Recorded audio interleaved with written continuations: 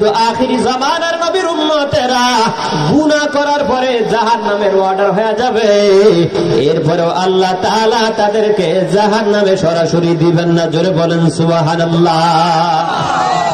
হুকুম হয়ে গেছে কিসের? জাহান্নামে। আল্লাহ জাহান্নামে দিবেন না। কেন দিবেন না? মুহাদ্দিসিনে কেরাম বলেন, ওই গুনাহগার গুলোকে আল্লাহ তাআলা একটা ময়দানে হাজির করবেন। কাদেরকে? বলে যাদের জাহান্নামের অর্ডার হয়েছে তাদেরকে। কোন ময়দানে হাজির করবেন? যেই ময়দানে আলেম ওলামা থাকবে।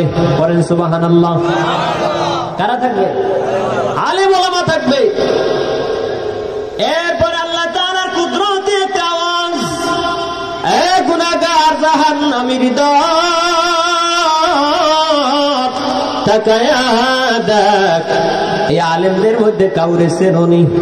বলেন সুবহানাল্লাহ। তাকায়া দেখ না এই আলেমদের মধ্যে কারোর সাথে কোনো সম্পর্ক করতে পারছো কিনা। যদি আজকে একটু সম্পর্ক প্রকাশ করতে পারো, আর আলেম যদি তোমার পক্ষ হয়ে আমার দরবারে হাত জাগায় দেয়, আমি মাওলা ওই আলেমের দোয়ার বদৌলতে তুমি জাহান্নামীরেও জান্নাত দিয়ে দিব। এ ধুলিয়াবাসী, এজন্য আল্লাহর হাবিব বলেন, ওয়ামান নাযারা ইলাল কুরআন, এই কোরআনের দিকে যদি কেউ তাকায় ফায়দা আছে না নাই? কোরআন হাত দিয়ে ধরলে ফায়দা আছে না নাই?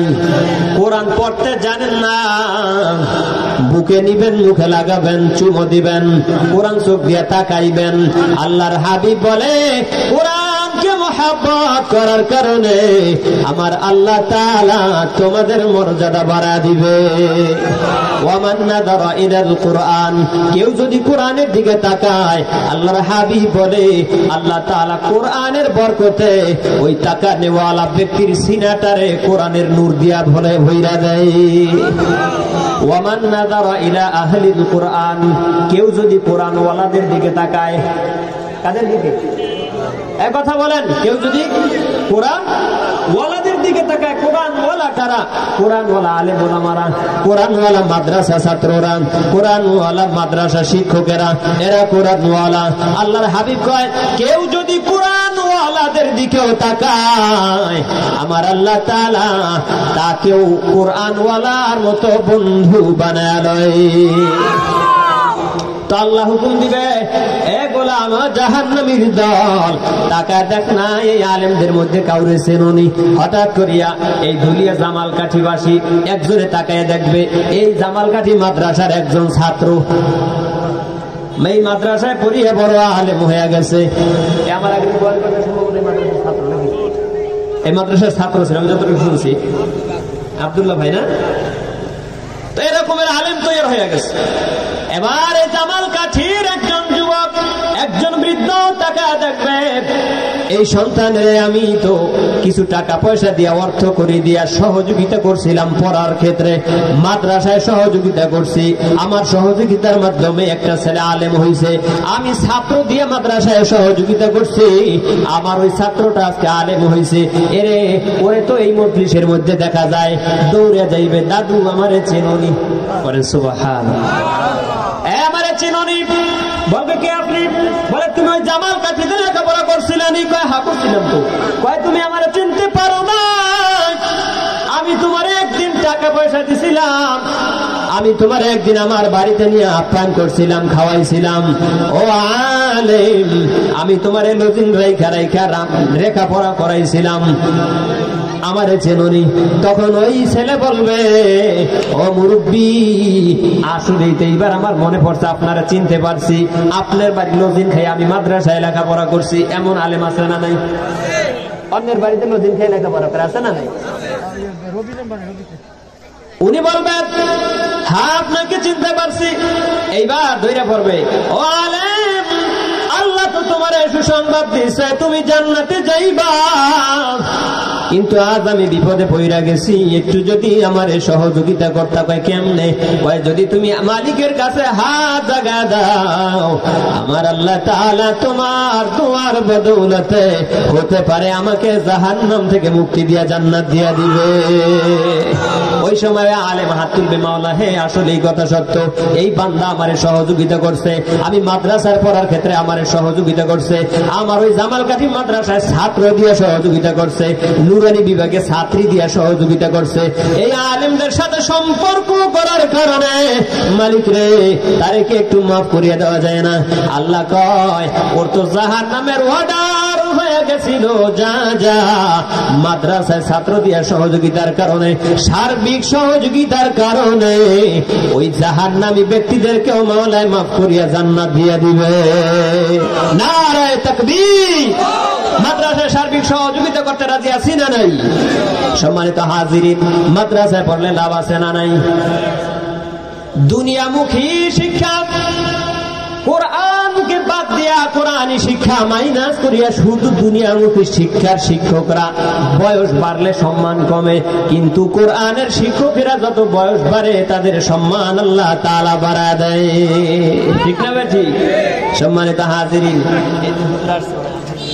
হুজুরের মাদ্রাসা উদ্বোধনে আমাদের এই আপনাদের ধুলিয়া ইউনিয়নের চেয়ারম্যান সাহেব একটা কথা বলছিল আফসোস করিয়া, আমার দুইটা সন্তান, উনি এই কথা বলতে যে চোখের পানি ছাড়িয়ে দিছে। আমার আলেম ভাই ছিল, হুজুরের ছিল, যে দুইটা সন্তানের আমি একটা সন্তানকেও মানুষ করতে পারি নাই, আলেম বানাইতে পারি নাই। উনি প্রমাণ করিয়া দিল মাদ্রাসায় পড়লে মানুষের মতো মানুষ হওয়া যায়, আর কোরআন না শিখে শুধু জাগতিক শিক্ষায় শিক্ষিত হইলে ওইটা শিক্ষিত হইতে পারে, প্রকৃত মানুষ হইতে পারে না। ঠিক না বা ঠিক?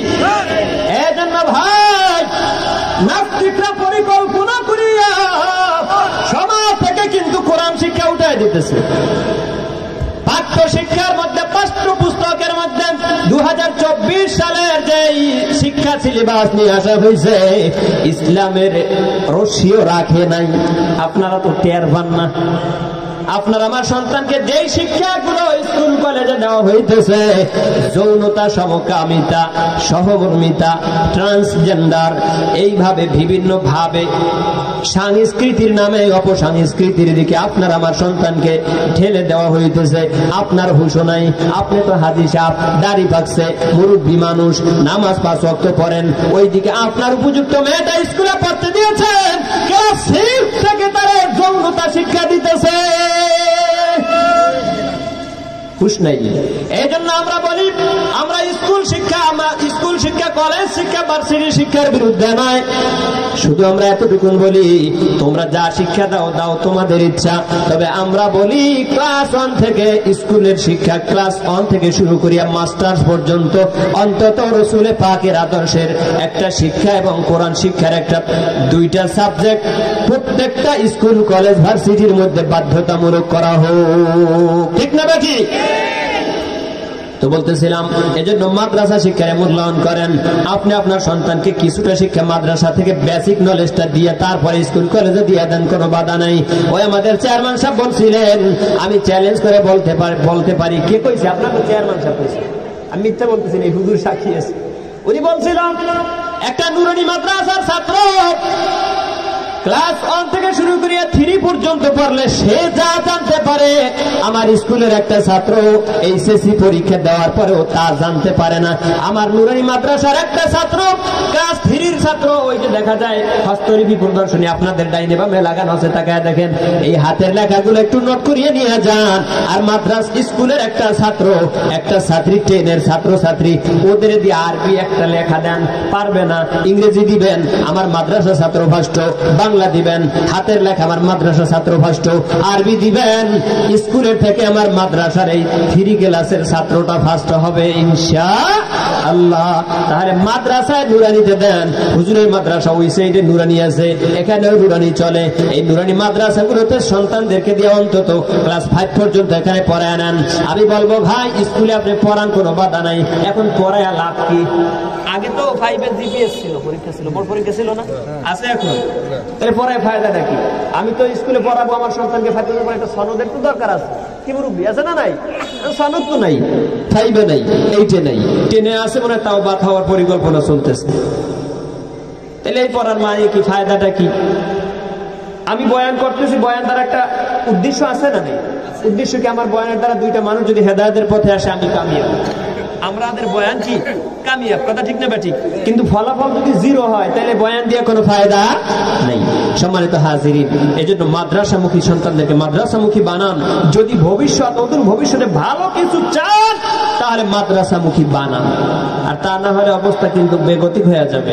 মইরা যাওয়ার পরে কবরের পাশে পেশাব করবে, দ্বিধা করবে না। বুঝেন নাই?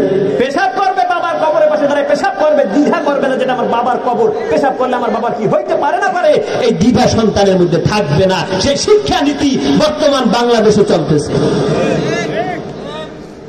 সম্মানিত হাজিরিন, তো যাই হোক, আমি আপনাদের সামনে সূরাতুল লোকমান থেকে তেলাওয়াত করছিলাম। আসুন, আমার সময় সংক্ষেপ হয়ে আসতেছে, আমি কয়েকটা কথা সূরাতুল লোকমান থেকে আপনাদেরকে শোনা যায়।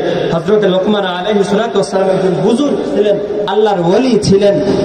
কিতাবের মধ্যে আসছে দাউদ পয়গম্বর আলাইহিস সালাতু ওয়াস সালামের জবানায় তিনি তার সমসাময়িক বিষয় তিনি ফতোয়া লিখতেন।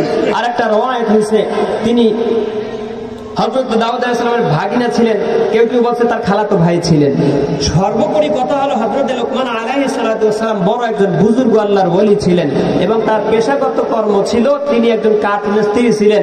অল্প টাকা কামাই করতেন বটে, কিন্তু কখনো হারামকে গ্রহণ করেন নাই। অল্প টাকা কামাই করতেন, রোজগার করতেন, কিন্তু খুব তাকওয়াওয়ালা বান্দা ছিলেন, খুব পরহেজগার বান্দা ছিলেন। তো ইনি এনার সন্তানকে, স্বীয় পুত্রকে আদেশ দিতেছে, কয়েকটা ওসিহত করতেছে, উপদেশ দিতেছে, ও সন্তান এই উপদেশগুলো যদি মাইনে চলতে পারো তাহলে মানুষের মতো মানুষ হইতে পারবা। কে বলতেছে? লোকমান বলতেছে তার সন্তানকে। এবার আমি বলি, ওই উপদেশগুলো যদি আমিও যদি মানতে পারি তাহলে মানুষের মতো মানুষ হইতে পারবো। এবার উপদেশগুলো আমরা মানতে রাজি আছি না নাই? কে কে রাজি? নারায়ে তাকবীর, নারায়ে তাকবীর। আল্লাহ কবুল করুক আপনার মান। আমার সাথে সবাই একটু জবানটা খুলে পড়েন, আউযু বিল্লাহি মিনাশ শাইতানির রাজীম, বিসমিল্লাহির রহমানির রহিম। وإذ قال لقمان لابنه وهو يعظه يا بني لا تشرك بالله إن الشرك لظلم عظيم. قرن الله أكبر. প্রথম উপদেশ দিতেছেন হযরতে লোকমান। ওয়াইজ ক্বালা, আল্লাহ তাআলা রাসূলকে উদ্দেশ্য করে কয়, ও নবী স্মরণ করেন যেদিন হযরতে লোকমান তার সন্তানকে উপদেশ দিয়েছিলেন। লোকমান লিবনিহি, সন্তানের উদ্দেশ্যে, পুত্রের উদ্দেশ্যে। ওয়া হুয়া ইয়াইযুহু, উপদেশ দিতেছেন, ইয়াইযুহু, উপদেশ দিতেছেন, ইয়া বুনাইয়া, হে আমার প্রিয় পুত্র। কি কয়? বলেন বলেন সবাই, হে আমার প্রিয় পুত্র। কি পুত্র? প্রিয় পুত্র। এবার সন্তানের আদর করে ডাকা আছে আমাদের সমাজে? কি ডাকে? আল্লাহ মাফ করুক, যে সমস্ত ভাষা উচ্চারণ করিয়া ডাকে, মানুষের জন্ম দিয়েছে ও, কিন্তু ডাকে কি বাচ্চা? এই হারামির, হারামির কয় কি কয় না? কুকুরের কথা কন, কুকুরের কয় কি কয় না? আমাদের মা বোন সব গালি দেয় কি দেয় না সন্তানদেরকে? আচ্ছা বলেন না ভাই, এই গালি কি কোনো শিক্ষিত মা, একজন বুঝমান বাবা সন্তানকে দিতে পারে?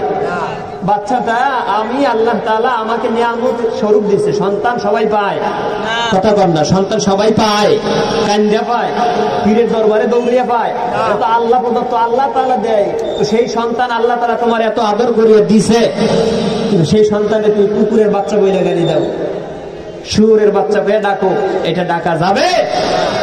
সন্তানদেরকে আদর করিয়া করিয়া ডাকতে হবে। হযরত লোকমান বুঝাই দিলেন সন্তানকে মহব্বত করিয়া ডাকো। তো সন্তানকে ডাক দিছেন, ইয়া বুনাইয়া, হে আমার প্রিয় পুত্র, লা তুশরিক বিল্লাহ। প্রথম উপদেশ লাগাই দিছেন, খবরদার আল্লাহর সাথে শিরিক করবা না। কি করবা না? আল্লাহর সাথে শিরিক করবা না। কেন করবা না? হযরত লোকমান কয় ইন্না শিরকা লাযুলমুন আযীম, শিরক হলো সব থেকে বড় জুলুম। এবার আমাদের সন্তানদেরকে আমরা শিরকের শিক্ষা দেই। আমি ব্যাখ্যা করলে অনেক সময় প্রয়োজন, ওই দিকে আমি যাচ্ছি না, সংক্ষেপে বুঝিয়ে নিয়েন। বিভিন্ন ভাবে সন্তানকে শিরকের শিক্ষা দিতেছি। এজন্য ভাই এক কথায় শিরিক বলা হয় আল্লাহর সমকক্ষ কেউ আছে, এর নাম শিরিক। আল্লাহর সমকক্ষ কেউ আছে, এইটার নাম কি? শিরিক। এক নাম্বার, ও সন্তান খবরদার খবরদার আল্লাহর সাথে কোন অংশীদার সাব্যস্ত করবা না। দুই নাম্বার উপদেশ দিতেছেন হযরতে লোকমান, ওয়াসাইনাল ইনসানা বিওয়ালিদাইহি হামালাতহু উম্মুহু ওয়াহনান আলা ওয়াহনিন ওয়া ফিসালুহু ফি আমাইনি আনিশকুর লি ওয়া লিওয়ালিদাইক। পড়েন আল্লাহু আকবার। দুই নাম্বার উপদেশ দেয় ওয়াসাইনাল ইনসান, জোর উপদেশ দিতেছেন মানুষদেরকে। ওয়াসাইনাল ইনসান, আমি তোমাদেরকে জোর উপদেশ দিতেছি। বিওয়ালিদাই, খবরদার ও সন্তান পিতা মাতার সাথে অসৎ আচরণ করবা না, খারাপ আচরণ করবা না। দুই নাম্বার উপদেশ কি বলেন? খেয়াল করেন, দুই নাম্বার উপদেশ কি?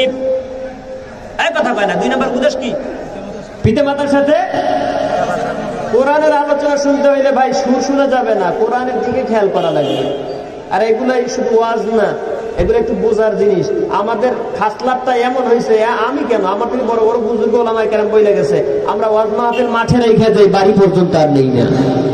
এটা আমাদের বড় মারাত্মক একটা দোষ, খুব খেয়াল করেন। দুই নাম্বার উপদেশ। এক নাম্বার উপদেশ কি বলেন? আল্লাহর সাথে শিরিক করবা না। দুই নাম্বার উপদেশ কি দিচ্ছেন? মা বাবার সাথে অসৎ আচরণ করবা না। কেন করবা না? হযরতে লোকমান ব্যাখ্যা করিয়া কয় আল্লাহর ভাষায় হামালাতুহু উম্মুহু, কারণ তোমার মা তোমারে হামালাতুহু পেটের মধ্যে ধারণ করছে। করেছে না করে নাই? করছে না করে নাই?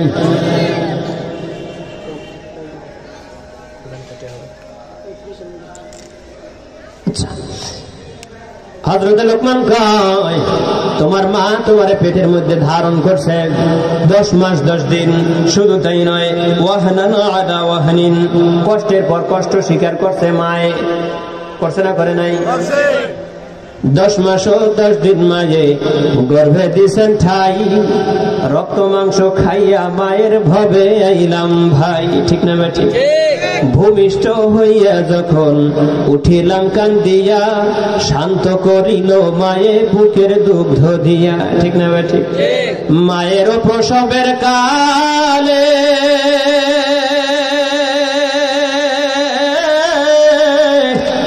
বুক ভেসে যায় নয়ন জলে রে, ওমা সন্তানের লইয়া করে ভুলে প্রসব বেদনা, দুঃখের দরদি আমার জনম দুঃখী মা, গর্ভে ধারণী মা, জনম দুঃখিনী মা, দুঃখের দরদি আমার জনম দুঃখী মা। ঠিক না বাঠি?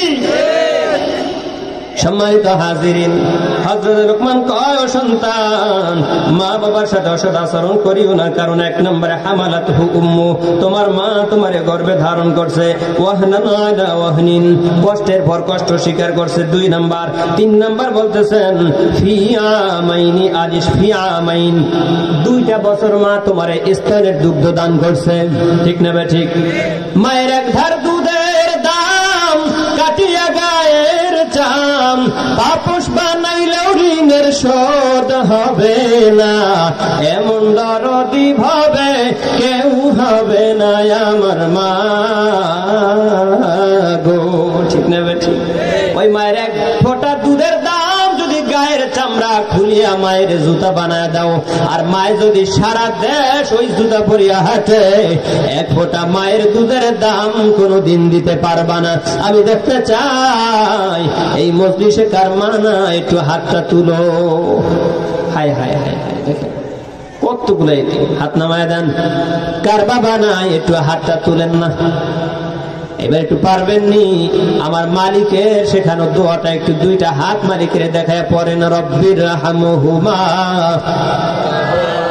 রব্বায়ানি সগীরা রব্বির রাহমহুমা কামা রব্বায়ানি সগীরা। হাত নামায় দেন। সম্মানিত হাজিরিন, আল্লাহ তাআলা বলতেছে, ও সন্তান খবরদার, এই তিনটা কষ্ট মা বেশি করার কারণে আল্লাহর হাবিব পয়গম্বর আরবি সাল্লাল্লাহু আলাইহি